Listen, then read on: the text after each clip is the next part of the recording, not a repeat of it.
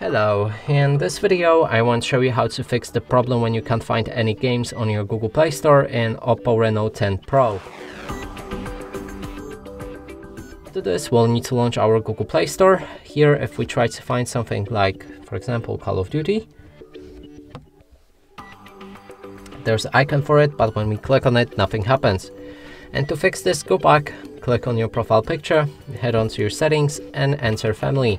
Then there's parental controls, and here you can either disable parental controls entirely or enter apps and games, insert the PIN code, click on OK and increase PG to at least 16. Make sure to save the settings afterwards, and now if we go back,